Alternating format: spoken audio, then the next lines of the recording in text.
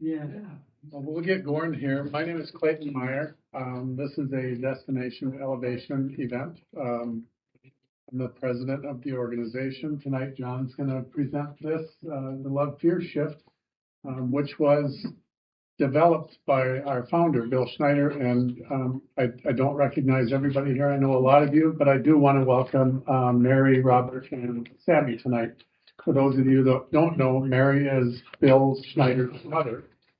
And her husband, Robert, and Sammy is Bill Schneider's son. So welcome, you guys. Thanks for coming. Bill had kind of developed this whole love fear shift thing quite some time before his passing, and he was in the process of kind of refining it the best he could and presenting it to people, and it certainly helped an awful lot of people.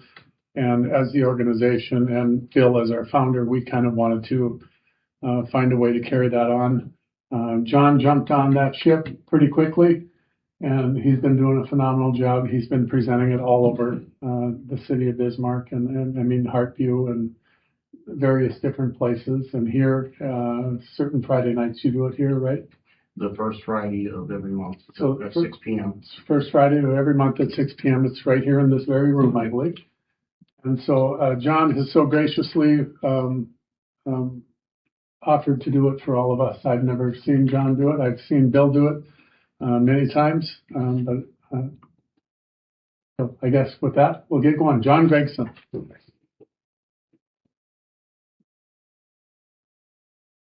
All right. This whole thing for me, when I became privy to this information, I kind of look at it as the truth. And for a knucklehead like me, if I can find the truth through this, then I'm going to take it. And if anybody here finds any truth in this, use it, man, because it'll help you. All right? You guys ready? Yeah. All right. First of all, I like doing it just a little bit different than Bill, but we get the same point across. So if anybody has seen Bill do that, we're gonna twist it up just a little bit with the same information. Those of us in the room that have addictions, what are some of the first things when you act out in your addiction that you do? When you get these feelings and thoughts, where do you take them? For me, it looks like drugs,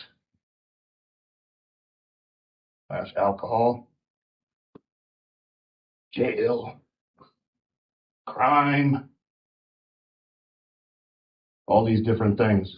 Anybody else got anything they can add to that? Violence. Violence, yeah.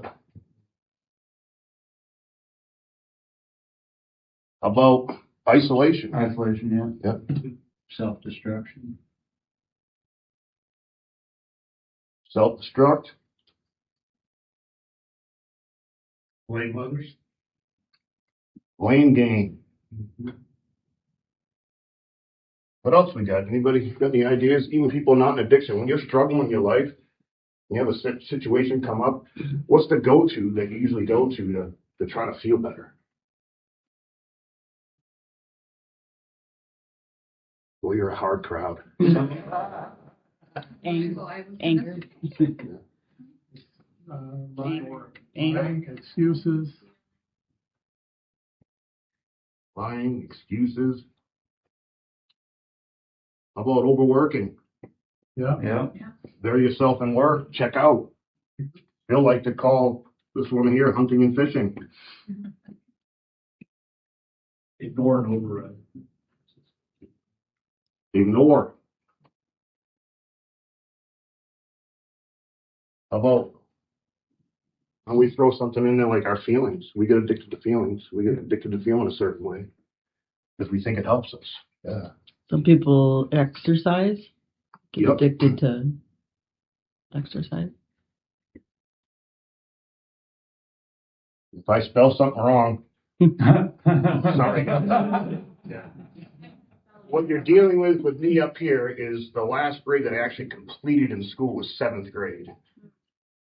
And then I was transferred to 8th, then transferred to 9th grade. And then I did my first prison sentence at 16, and that's when my education really started. Yeah.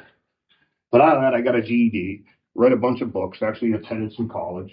And so if I misspell something, it's still success, man. Yeah. What else we got? Anybody else add something else? How about happiness? We're going to put happiness here. We'll unfold all these things as we go. I got sex, eating, and shopping. Okay. I point this out, but every time I put the sex, it goes in my head when I learned this from Bill. It's like, with ourselves or somebody else, he said. That matters. We use it as a thing. Yeah. Sex, what was the other one you said? I got lost on that one. Sex, eating, and shopping. It's basically buying stuff. Food. Let's go on a buying binge. Shopping. Overspend. Want to hear something crazy, guys? Before I learned about this, I used to do something called therapy shopping. I used to call it that. Yeah. When I had all the money in my trucking company, I used to just go and blow $1,000 because it made me happy, I thought. Mm-hmm. Now I'm broke. Yeah. Gambling. Yep, gambling's a huge one. Yeah. Especially for me. When I had all that money, you know, when I was out there doing it with my trucking company, it was easy to spend $1,000 a day in the casinos of South Dakota or wherever the heck I went if there was a casino. Yeah, I had the money, I spent it. Wish I didn't do that. Yeah. Anything else? No? We got enough. We'll add them as we go. All right.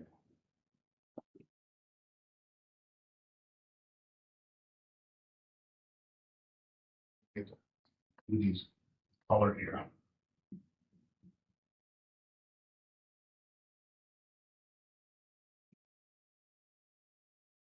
All right.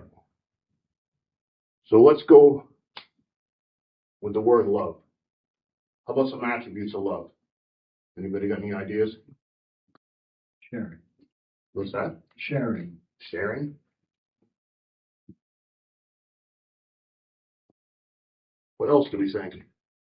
Forgiveness. Right, that's a big one.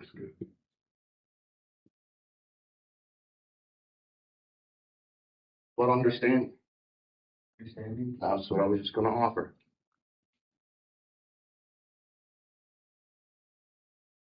Well, patience. Kindness. Kindness. Communication. Let me point out the word kindness, though.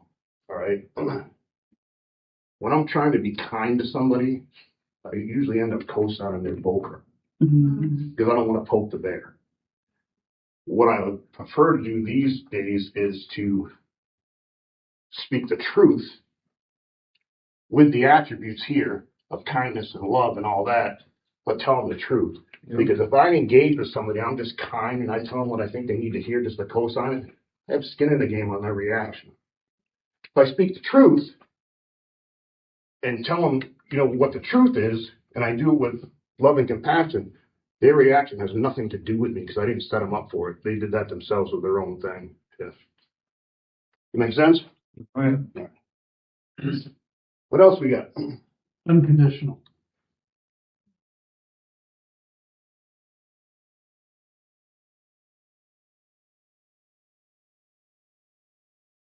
Think of anything else? All right, what about the fear side? I'm going to hijack this one from you guys. We're going to focus on 3 attributes. Well, 4. I'm going to focus on anxiety, depression, and then anger / violence. What is anxiety? Fear of the future.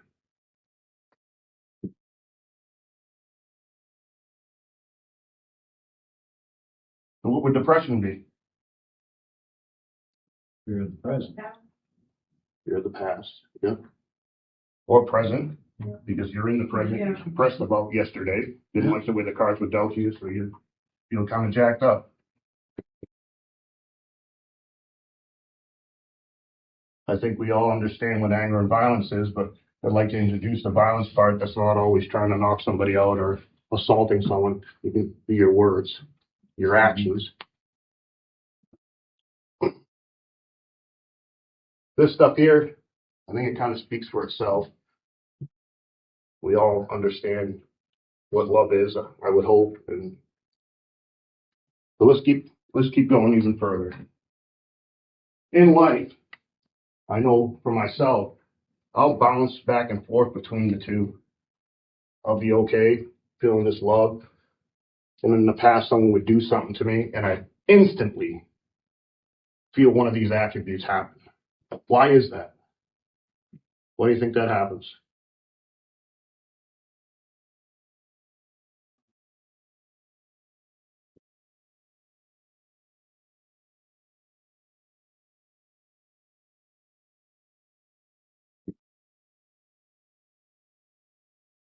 I'm selfish and self-serving by nature. So when someone says something to me that I don't like, my go-to thing in the past was get upset about that. I'd get some kind of feeling, some kind of way, and I'd end up here. But why is that?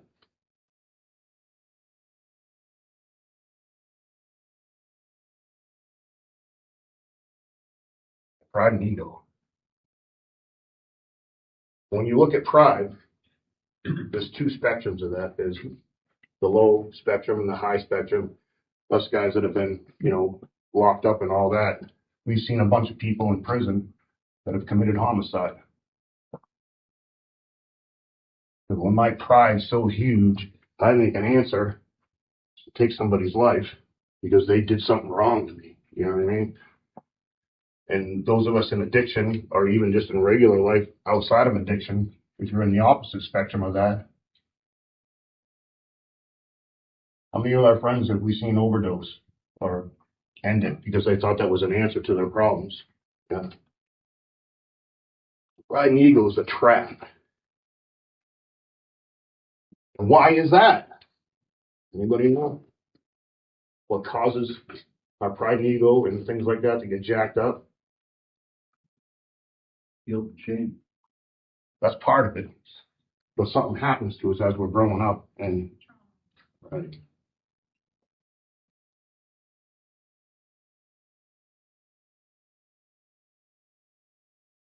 So as I was growing up, I mean, when I was first born, selfishness is just something that happens. I got to be fed, man. I still got to be fed today, but in those days, that's how we talk to our parents. But as we grow, what we lived through gives us this pride and ego. And what that will look like, depending on what we live through the trauma that is caused in our lives, we'll get jacked up here. And we believe that if we have something happen to us, our selfishness takes over, our pride and ego takes a hold of that, and then we instantly display one of these three attributes, or three and a half, four. Because how many times have you gone through your life and something happened to you and you instantly got anxiety from it when someone said something to you or a situation you went through? Same thing with depression. You remember something from your past, makes you depressed, or it pisses you off. And why? Why does all that happen?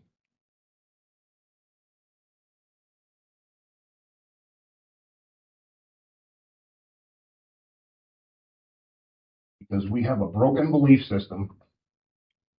When we grow up with a bunch of trauma and a bunch of things happen to us, we believe that our pride and ego protects us.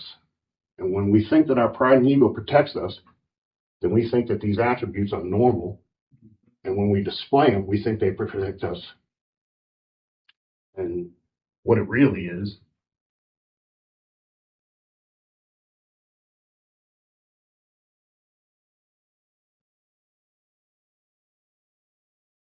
negative obsession of the mind. That makes sense? We think that if we get a feeling and we wrap it around our pride and ego because we're being selfish, and then we display these attributes that we're going to protect ourselves. And then a curious thing happens. When that happens, it plays out in our physical. And where it plays out in our physical is right here. This is a list of medications that we go to because I think it helps us fix things, you know, and it's just a trap. But let's keep going. We're made up of three things. I'll make this a little more clear on how this works. We're made up of three things. Anybody take a poke at what that is? Mind, body, and spirit. We're a mind, body, and spirit, right? Yeah. I like how you said that. It's going to help me.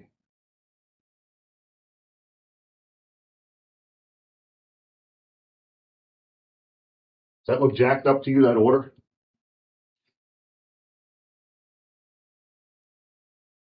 What do we think it should be instead of that?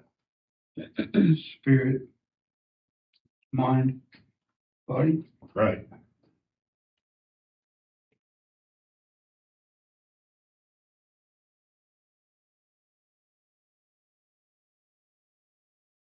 Why is that important?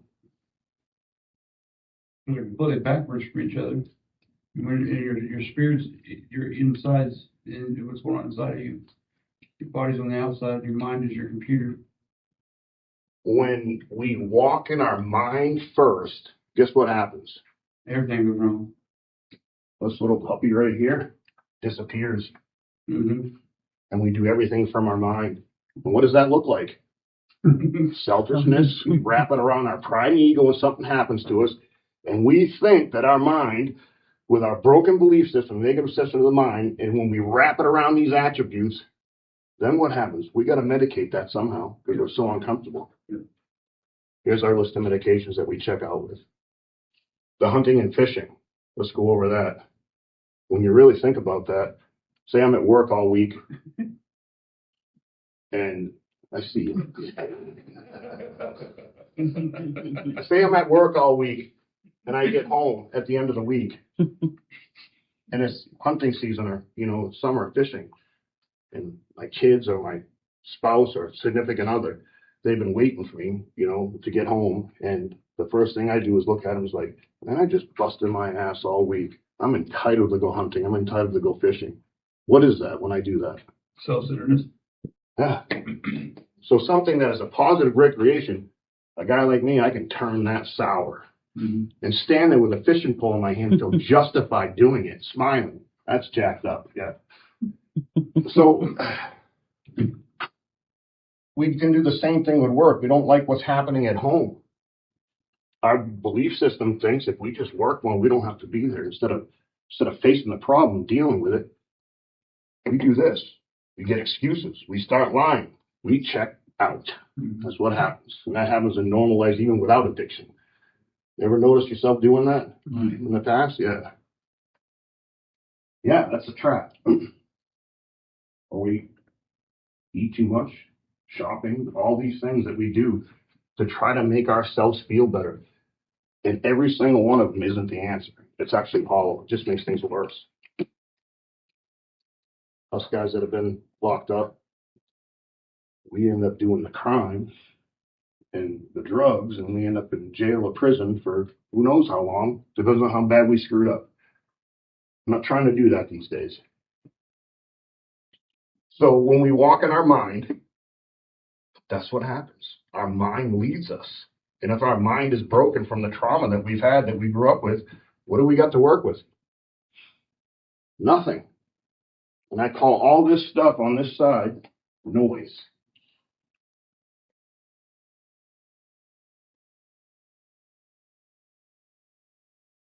Parking.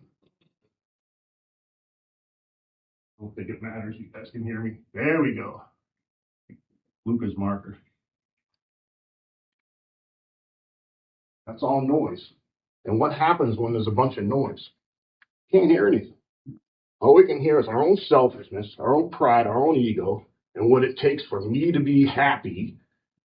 And when we do that, we really don't care who we hurt or who we traumatize in that path. We just want what we want because we're selfish. It doesn't help us at all. Not at all. And that's all done from the mind. So that's why that's out of order. Mind, body, and spirit.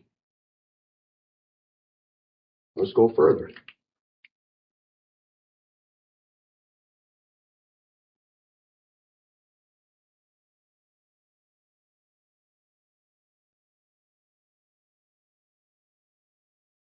There's 3 statuses I'd like to tell you guys about. First is the victim status. Anybody got a definition for victim status?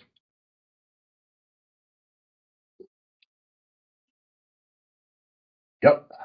I think that was Sarah's voice I heard. So quiet. Yeah.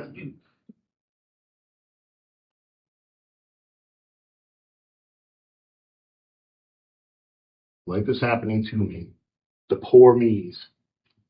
Where the poor me's come from? Being selfish, ego. We don't think we got what we deserve. Entitlement, expectation, all the things that selfishness that we do. Life is happening to me. We might not think we're a victim. You might say, I'm no victim. But when you're reacting to everything in your life, you're playing victim. Yeah. That's huge. So what do we think observer status is? Sitting in the back row and just watching life go by. Sorry. We come to a point where we realize what's happening in our victim status and what it's doing to us and how it looks and how it works. We can start becoming the observer. And at that point, life is starting to happen for me. Starting to understand how it works. So I'm able to see where I was playing the victim, but not only that, in a non-judgmental way, I can look at other people playing the victim and I can learn from that. I can observe that and see even more how it works. And then creator part is just, what I like to say is create my own atmosphere.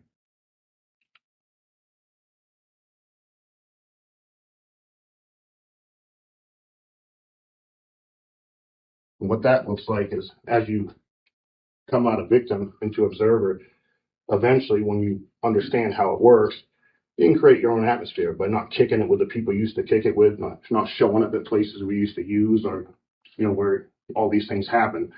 You can create your own atmosphere. You don't set yourself up anymore. Yeah. And that's huge. Because we all know we like to do that. Yeah. And just to poke the bear sometimes. Just because we think that it's funny with our pride and ego. Ain't nothing funny about it. Yeah. We're traumatizing people when we do that. We're also being selfish to ourselves because it keeps us trapped where we're at as well. Because we can't see anything when you're in victim status because everybody's doing it to me. It's not my fault. Yeah, okay.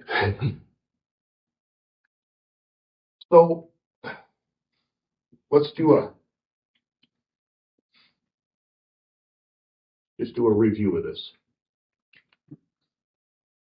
When I was walking in fear all the time, I'd get a feeling someone would do something. I'd put it in my selfishness, and instantly my pride and ego would take it over. And when that happened, because I'm in victim status, my anxiety, depression, or anger and violence, whatever that triggered me to feel, is what took over. And when that took over, if I'm walking in a mind and only a body, and something just happened in my mind and I did this with it, what's going to happen with it? It's going to show up in my physical every time in some way. And we can all see the list of things here, and you can think in your own minds personally what you go through when that happens and what you do with it. Usually pretty negative. Usually. So how do we get out of that? What do we start doing so this cycle stops? The first thing I'd like to do is sit quietly and try to find this. Gratitude. Why is gratitude important to have? Changes the way you think. Right?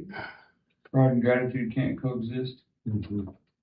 Exactly. When you're having gratitude about something, just noise, they don't coexist in your mind. You have to have one or the other. So when you know now what happens to you because you're hearing this or some other way to learn this, when you catch that feeling, the first thing that I do now is I try to find something to be grateful for. I got tons of things to be grateful for these days. And if I even allow for 1 second this to be my leader, my mind to be my leader, I won't be able to find any gratitude in anything because somebody just did something to me and it's their fault. You can even get to the point where the gratitude comes from what you're going through. Yeah. Grateful to be going through what you're going through. Yeah. We're going to get to that. Yeah. We're absolutely going to get to that. Well, what's the other thing we can do?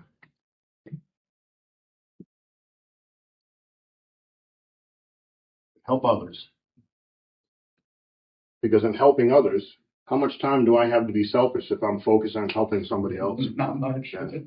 So if I got all these thoughts going on and I know how it works now, and to stop everything right in its tracks, I get that feeling. I know right away if someone says something or does something, or I'm in a situation that's going to make me uncomfortable.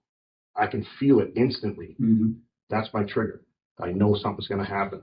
What I do with that means everything. The first thing I'm going to do is I'm going to capture that and I'm going to say, oh man, I'm about ready to do all this. Why would I want to do that anymore? Why would I want to go to jail? Why would I want to do all those things on that list that are, just crazy? Well, I force myself intentionally to find something, even in the situation that I'm in, depending on what's going on, to find gratitude for what I'm about ready to live through, for what I just had happen to me. Because everything that happens is always a seed of equivalent. Mm-hmm. Something bad happens. If you just look for it, there's something good in that. If you just find it, you got to look. And then I find something to do by going to help somebody else. That really takes me out of my head. Yeah. I don't have time anymore for this. So I'll go and I'll go to a meeting or go help somebody, call somebody up. Hey, what are you doing? And then the other thing I'd like to point out too, this is important to Bill. When you find something to help somebody else, find something to help them that you enjoy doing. Don't take on something you don't enjoy doing, because then it's going to feel like work. Yep. So find something that you want to do to help somebody else, even if it's just opening the door, making coffee at a meeting, or just whatever it takes. And when you find something you enjoy doing, then that brings excitement. And then that your likelihood of having that be sustainable is going to exist. It's not going to be something you start and stop because it's so uncomfortable. Find something you enjoy to do and you'll stay with it. Like this, I love doing this, man. This is kind of my thing. And yeah, so I gravitate towards this. And it helps people. And when it helps other people, it actually helps me too. Helps me have a lot of this. Helps me have a lot of this.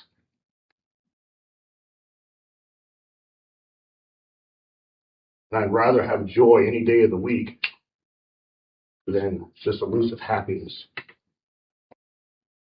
Anybody know why happiness can be elusive? This is something Bill didn't mention. This is kind of my thing. Whether you want to follow me on it or not, but this is just my opinion. Yeah, you can give or take happiness. Okay? If I just became happy, it's not always, but when I just became happy, I need to look at what just happened. Because usually when someone makes me happy, they just fulfill a self-serving desire. Yep. Not all the time. There's genuine ways to be happy, but for the most part, someone just fulfilled a selfish desire for me. They made me happy. That can be a trap. Yeah. Because then we use that to our advantage when we start doing a lot of this.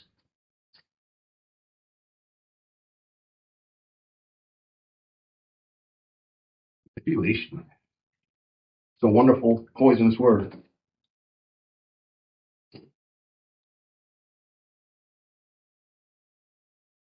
It's crazy. I mean, it's all, when you really think about this, it's pretty much just a head game that we've allowed ourselves to get involved in because of this, and have a broken belief system and a negative obsession of the mind.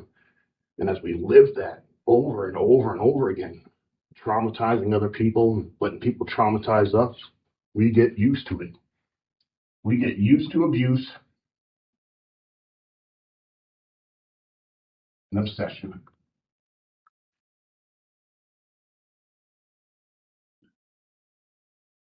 Making sense, everybody? Oh, yeah.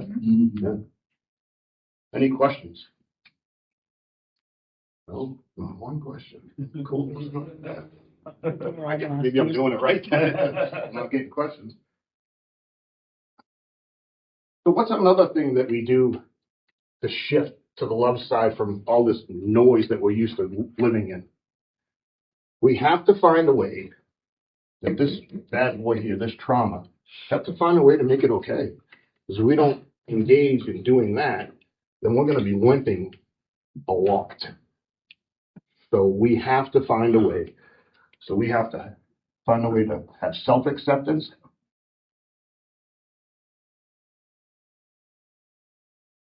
and accept others.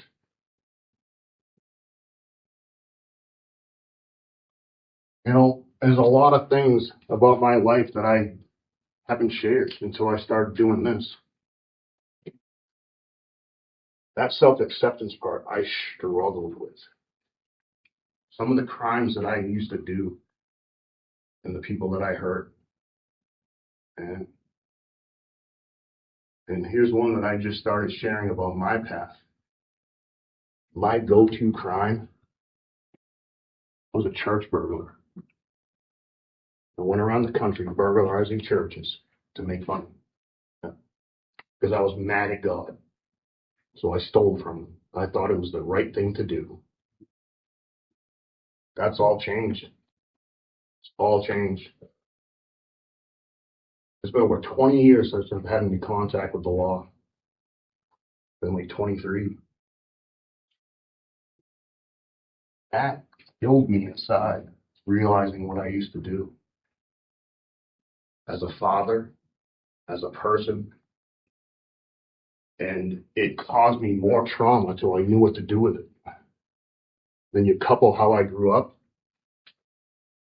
you know, as an abused child from a divorced family, and all the things that I learned, being victimized by neighbors, sexually abused, and when I say that, victimized, lived through all that. But when I look back at that, I look at it as training ground now, so I can be who I am today to stand here to do this. Yep. And what used to be a blemish is no longer that. Yep. Yeah, I've done some pretty serious things. They don't get to define who I am today. They just don't. And then all the people that caused me trauma, that did mean things to me, I have to find a way to make that okay too. And because they did what they did to me, same scenario. I'm standing here today, and if all that stuff didn't happen to me, I wouldn't be able to stand here to do this today. So it doesn't matter what I've done, it's how I use it. And am I going to continue to do that, live that life? Absolutely not. Because what that did for me and all this trauma, my 6 adult kids, I taught them this. And their lives reflect it. Yep. I mean, I just had a situation happen about a month ago, was it? Yeah. I got a phone call from my son in Maine who has been living here because I taught him that. He calls me up. He says, Dad, Ashley, his wife, Ashley dropped one of our twins, Atticus. And they have hardwood floors there. Atticus slipped through her arm when she was exhausted, hit the floor, fractured his skull. He's okay. But he didn't know how to relate to life when that happened. I didn't teach him the skills. And nor did he learn as he was going through his adulthood. I knew I had skin in the game. I had people show up for me, and I was able to get there and fly to Maine to be there with my son. When I landed on the ground in Portland, Maine, we had a 2.5-hour drive. Him and I could not communicate at all. He just was at a different level. I couldn't get through. I heard the small voice in my head, teach me the class you teach. So that's what I did. I woke up the next morning, taught him and his wife the class, and it changed his life instantly. because they were warring with the state over there, because when something like that, the state steps in, CPS and all that, and he was meeting her with all this. What do you think that's going to get him? Yeah. They got us all. He scared the crap out of that woman. And how do I know that? Because I got a chance to meet her. When we showed up in Augusta, Maine at the CPS office there, and I was standing there, my son and Ashley, and my son asked, can my dad come in? She looks at us, she goes, if you guys are going to behave, there's 3 of you and 1 of me. Yeah, he scared her. But what happened that night, after that morning, actually, after teaching him that class, they got a phone call right at the very end. I mean, it was directly at the very end. I don't even think I finished, and Ashley left the room, and then she yells for my son, Tristan, says, Tristan, come here. I need you to talk to the caseworker on the phone. And so he talked to her, and then he comes back in after about 2 or 3 minutes. He's like, Dad, I got to talk to you. I'm thinking he flipped out on her. He didn't. He actually apologized to her, because when he went right from learning this and where he was broken, he was actually able to walk out of a lot of what he was going through. He actually apologized to her that he met her with anger and this and that. And says he understands she has a job to do. And he was able to, like walk out of that. Well, by that night, with him and I talking all day, I hadn't talked to my ex in over 12 years, or right around there. And her and I hated each other.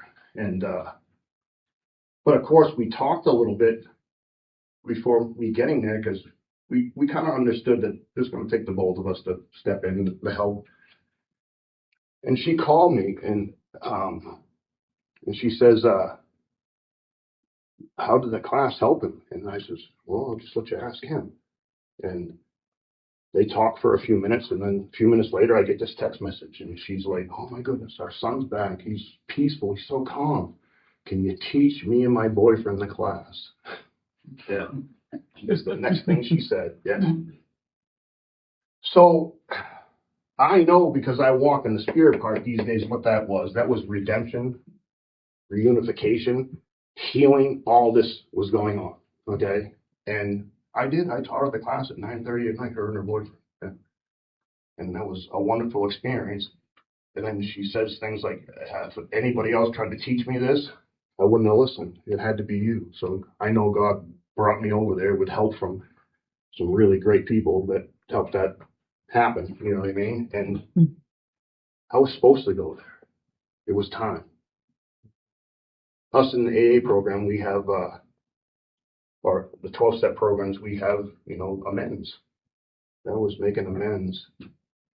And God gave me the tool to make it with. And all I had to do was listen. When I used to walk in the noise, that spirit part of me that is removed. I can't hear what God's saying. Can't hear what my higher power is saying. Now I can, because I don't walk in that noise like I used to. Does it get in the way sometimes? Yeah, I'm human. Yeah, it does. These days, what gets under my skin is like injustice or something that has to do with my son, but I'm able to rein it back in really quick. But I can't hear anything as God's saying to me if I'm living this. It's just, it closes me off to even hearing anything. So that's why it's so important to have the spirit part first as the leading portion of our life. And that's why it's important to be able to get out of the trauma and the broken belief system, negative system of mind, by identifying what it is. But also you have to do the self-acceptance and the acceptance of others to couple it with, so you can actually get out of it. Find a way to make your past work for you instead of against you and what you've lived through. Make sense so far, guys?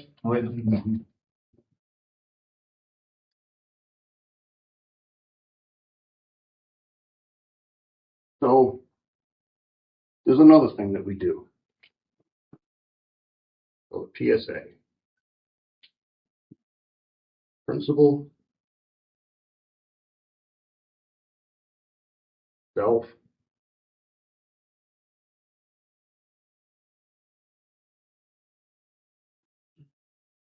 analysis. When we're living here, where do our principles come from? Trauma. And me being a Christian man, I'd like to couple that with, because my higher power is God, Jesus. That's just who my higher power is. That's, because that's where I get these attributes from. It's important for me to have attributes from my God, and I get those from who that is. When I'm living on this side, the enemy's me, myself, and I.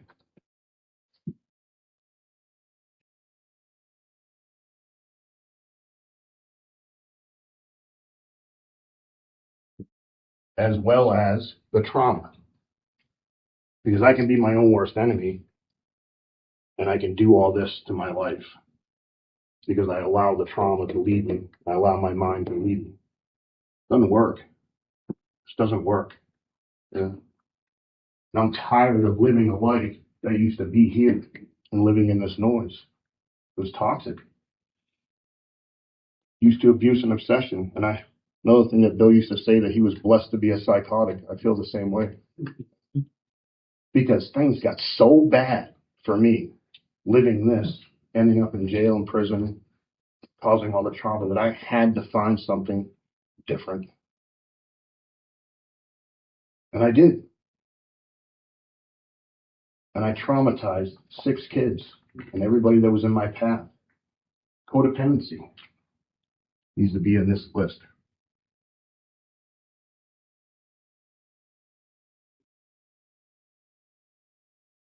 One relationship to another. And when you're living in this, what that looked like for me is every relationship I put together was a trauma bond. I had kids in a trauma bond, guys. I'm sure there's other people sitting here that have the same experience in your life. How healthy is that?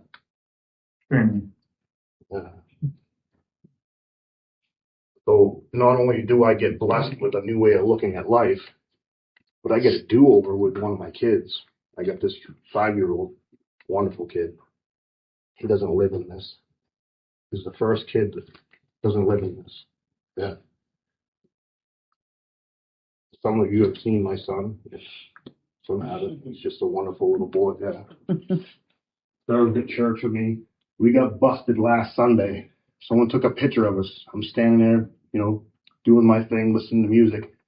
Someone took a picture of Lucas standing right next to me, doing exactly what Dad was doing. Yeah. That was amazing. Awesome. Yeah. Made me cry. Yeah, made me cry. Yeah. When someone showed me that picture and I could see, because I was lost in the moment, I just make sure he's there. So, but when he was, and they said when I went, like, he just mimicking what Dad was doing. Guess what, guys? I don't get to teach him this. I get to teach him that stuff. Yeah. That do-over is so huge. But not only that is, if I allow life to teach him this, it's wrong. I'm his spiritual leader at that age, and I'm not going to drop the ball. If I don't teach him who my higher power is, the world gets to. Trauma gets to. I'm not okay with that. I've caused enough trauma. Don't want to cause any more, especially to my innocent little son. Yeah. He's a big motivation for why I have been fighting for change in my life. Just don't want to be there anymore. He needs a fair chance. And it takes me being in alignment with my higher power to do it. It takes me being in alignment with my spirit side to make that happen. Because if I don't do that and walk in the spirit side first, then I'll walk in my mind. And I know what that looks like. I already know what that's done. I'm not okay with that anymore. Actually, these days, when I feel this stuff going on, it's so uncomfortable that I have to stop what I'm doing. I get a negative mindset. I was teaching a class at Hartview. Jen was there. I went in there feeling negative. I couldn't even get this out of my mouth. I had to shut everything down and regroup, find my gratitude, and then I was able to help others immediately. So that worked out great. And then I was able to walk through it, and I was able to teach this and actually go through a living example of how it works in front of the people. And it had a pretty good impact. Craziest thing I've ever seen, too. Had a crazy impact. Mm-hmm. when you're living here, there's things we do when we're living here. I don't know about people in this room, but when I teach this class, there's a lot of people that gravitate towards this, what they call this music, movies. We all know probably what I'm talking about because they program this stuff in your mind. Yeah. The movies, the music, some of that rap music out there, some of that metal music, you know, some of that garbage I used to listen to. All they do is reinforce this. The gaming. The gaming too, yeah. Yeah. We're going to add that in there. Thank you. Yeah, it gave me something else to work with. Yeah, we're talking Grand Theft Auto there. Yeah. Yeah. Yeah, we all know if you've ever gamed what that is. Yeah, that's why would I want to do things these days? Because this is a war. Getting healthy is a war. Why the heck would I want to program my mind with this bull that comes from society if I'm trying to fight a war? I'm being infiltrated from the inside. I'm being rotted from the core. And the group of people that I kick it with are also part of that. Why would I want to go into battle with people that aren't like-minded with me where I want to be in the change? If they're living here, I need to put boundaries up. Helping others. This is a big one. Usually the people that are closest to us, the ones that intentionally do things to undermine our path. We all have had those people in our lives. They do whatever they can to make things just crazy for us because they like living here. So they do things to undermine us and to challenge us and to get us to slip and fall, to get us to feel a certain way. So we have all this stuff going on, so we act out. They trigger us. When we're working through this shift, they actually become very important people in our life because we get to learn from them, so to speak, you know, maybe not to be bulletproof, but how to get kicked and not respond anymore because they'll keep trying to kick. And then when they notice the difference in us when they kick, especially the ones closest, how come you didn't just yell at me? Or they might say, not say it to you, but they'll say it to themselves. And eventually they might say something, what's going on with you? What's this change? You're nice now, or, you know, you have more understanding, or this or that. We get to tell them, we understand how this works now. We're no longer walking in our mind. We're trying to walk in the spirit these days. Those are the first people you get to help when you tell them about the shift that you're experiencing. Then it becomes attractive. We hear in Alcoholics Anonymous and all these 12-step programs, attraction, not promotion. That's how you attract them, by living it. And they see a change in you. You know, be in the business of helping people. It'll help. And not only that, if you're like a Christian person, I know that my body being, you know, my higher power being God, that it's dead to sin. What happens when something's kicked and it's dead? So why am I going to let someone set me up these days to be in the victim status if they come at me sideways? I need to find a way to fix that. Because if I don't fix it, I know me. Here I am. I'm going to do this. That doesn't work anymore. I'm not willing to backtrack. So to press forward, I have to find a way. I realize that part of me is dead. I'm not going to let it trigger me anymore. And if it does, because I'm human still, you know, then it doesn't take long to rein it back in. So I'm not letting it go through full course. I might get the selfishness, let it get to my pride and ego, and maybe start feeling this, and I'm like, whoa, hang on a second. And I stop it right there. Give it to my spirit part. And then I have to realize this PSA part. These days, if I'm walking in the spirit, me being a Christian person, where are my principles coming from? From my higher power. So I intentionally ask myself, me being a Christian, it's like, geez, what would Jesus do in this situation? For me, that's how it looks. I don't know what it looks like with you guys as higher power. I don't know, you know. But that's what it looks like for me. That simple old that I used to look at years ago Yeah. and attack it. Now it means everything. Everything. That's where I get my attributes from. So when that stuff happens, and I'm not walking on my mind anymore, I wrap everything around my spirit part, then I can walk out of it here. And that's when you start finding peace.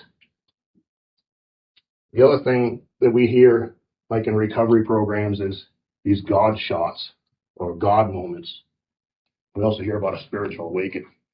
These are my own thoughts when I explain this, but I think I got a little something. God shots happen so our higher power shows us that he's real. He gives us grace. He lets us see that he's real by doing something in our presence. We don't get that spiritual awakening like we need to, or that spiritual path, until we can walk out of selfishness. And that's when the spiritual awakening happens. Because how am I going to follow anything he has to say to me when I'm walking in the noise? It takes a breakthrough to break through the selfishness so I can hear him. And that's when the spiritual awakening happens. Make sense? Well, that's huge. For me, that's huge. Having that knowledge is huge for me. It's actually changed everything about who I am. I still make mistakes today. I still fall short. But I know how to pick myself up now. I know how to pick myself up so I'm not using this list of medications to make my actions get worse, make things worse in my life. Not interested anymore in living on that side if I can absolutely help it. Any questions yet? How have you, John, the self-acceptance piece, how have you, I guess, grown in that? How, yeah. Yeah, what did you do? Was it the gratitude and helping others that helped you, or was it? I had to realize that my higher power allowed me to live through what I was living through so I could be of service. And it wasn't until I got that thought pattern in my head that my higher power wants me to be of service. But what my life was looking like is several times in the past, I tried to walk in the spirit, but I would hijack my mind back from God because I didn't know what it looked like. You know what I mean? Mm-hmm. So to answer your question, I just had to find a way to make the trauma work for me. Yeah. By having it work in my advantage instead of being a blemish. Something that didn't crash my ego and depression, causing all this depression. I actually used my past as a badge now of honor that made me who I am today. So I can even stand up here and do this. Yeah. Because if I didn't live through that, I don't know that I'd be very effective doing this. Mm-hmm. Yes. Thank you. That make sense? Yes, sir. I think when we're talking about self-acceptance as well, something that I've learned over the years is that doesn't just magically happen, self-acceptance, because we're all flawed. Yeah. Obviously, even today, I'm flawed. I think when we talk about self-acceptance, it's important that doesn't mean I'm perfect. It means that I accept everything about me. Run through it, you know what I mean? And I'm going to not just run through it, I'm going to hike through it. I'm going to do whatever it takes. I'm going to swim through it because I think it's going to work for me. It doesn't work. Any belief system that I had prior to this doesn't work for me. I have to find a new belief system. And my new belief system is wrapped around my higher power. And to me, that is the only answer to my life these days.